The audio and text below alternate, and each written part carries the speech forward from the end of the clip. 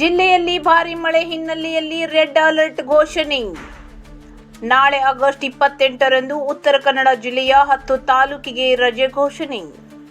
ಉತ್ತರ ಕನ್ನಡ ಜಿಲ್ಲೆಯ ಕಾರವಾರ, ಅಂಕೋಲಾ, ಕುಮಟಾ, ಹೊನ್ನಾವರ, ಭಟ್ಕಳ, ಸಿರ್ಸಿ, ಸಿದ್ದಾಪುರ, ಯಲ್ಲಾಪುರ, ಜೊಯ್ಡಾ ಹಾಗೂ ದಾಂಡೇಲಿಯ ಅಂಗನವಾಡಿ, ಪ್ರಾಥಮಿಕ ಹಾಗೂ ಪ್ರೌಢಶಾಲೆ ಮತ್ತು ಪದವಿ ಪೂರ್ವ ಕಾಲೇಜು ಆಗಸ್ಟ್ 28ರಂದು ಗುರುವಾರ ರಜೆ ಘೋಷಣೆ ಎಂದು ಜಿಲ್ಲಾಧಿಕಾರಿ ಆದೇಶಿಸಿದ್ದಾರೆ.